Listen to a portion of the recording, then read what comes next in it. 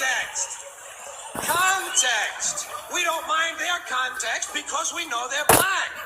Hey, I know I'm Whitey, the blue-eyed devil, patio fake, great boy, honky motherfucker myself. Don't bother my ass. They're only words. You can't be afraid of words that speak the truth, even if it's an unpleasant truth, like the fact that there's a bigot and a racist in every living room on every street corner in this country.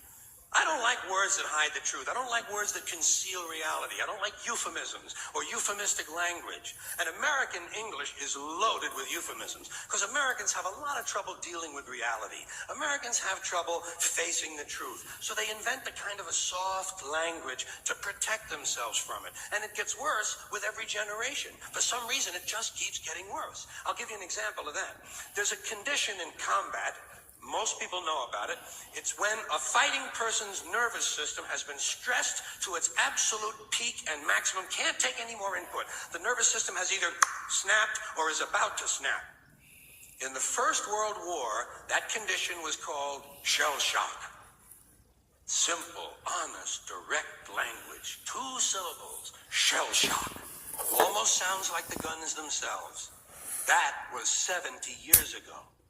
Then a whole generation went by, and the Second World War came along, and the very same combat condition was called battle fatigue. 4 syllables now. Takes a little longer to say. Doesn't seem to hurt as much.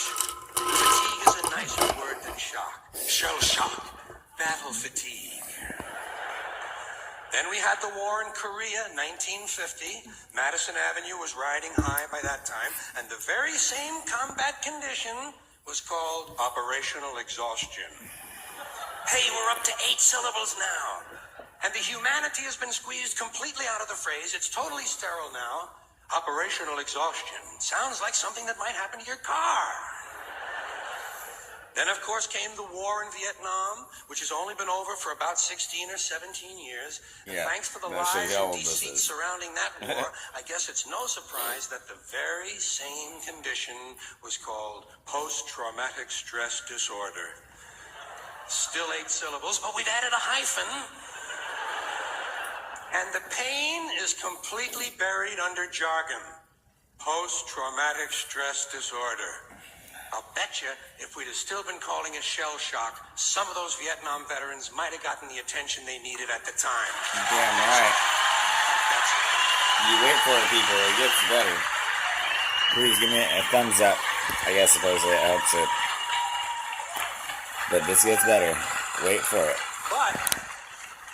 But it didn't happen. And one of the reasons is because we were using that soft language, that language that takes the life out of life. And it is a function of time. It does keep getting worse. Give you another example. Sometime during my life, toilet paper became bathroom tissue. I wasn't notified of this. No one asked me if I agreed with it. It literally froze on me. It just happened. Toilet paper bullshit. became bathroom tissue.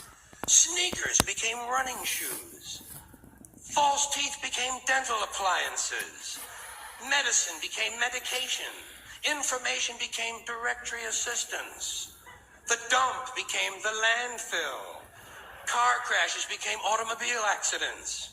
Partly cloudy became partly sunny.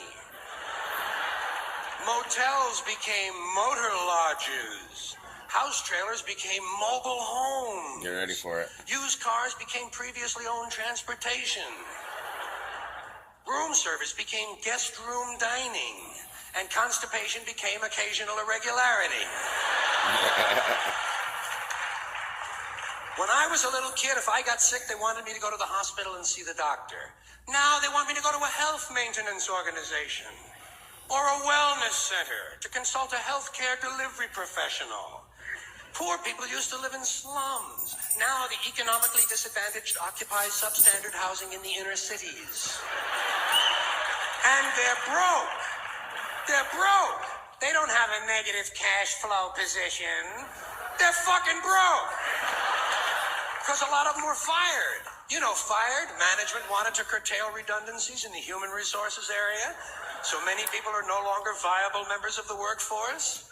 Smug, greedy, Well-fed white people have invented a language to conceal their sins. It's as simple as that. The CIA doesn't kill anybody anymore. They neutralize people. Or they depopulate the area. The government doesn't lie. It engages in disinformation. The Pentagon actually measures nuclear radiation in something they call sunshine units. Israeli murderers are called commandos. Arab commandos are called terrorists. Contra killers are called freedom fighters. Yeah. Well, if crime fighters fight crime and firefighters fight fire, what do freedom fighters fight? They never mention that part of it to us, do they? Right there, baby. Never mention that part of it. Right there, brothers and sisters. No. This is the whole reason I even did this video was for that right Some there. of this stuff is just silly. We all know that. Like on the airlines, they say they want a pre-board. Well, what the hell is pre-board? What does that mean? To get on before you get on? They say they're going to pre-board those passengers in need of special assistance. Cripples.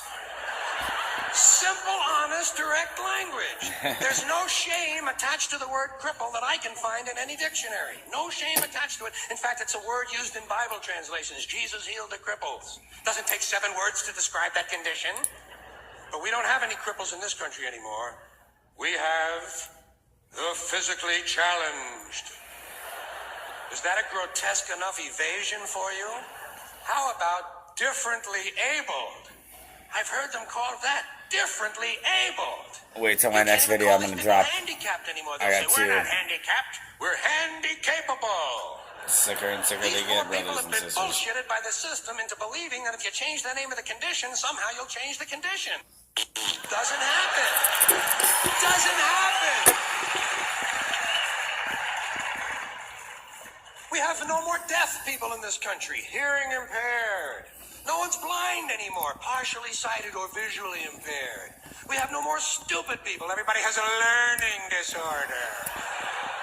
Or he's minimally exceptional. How would you like to be told that about your child? He's minimally exceptional. Oh, thank God for that. Psychologists actually have started calling ugly people those with severe appearance deficits.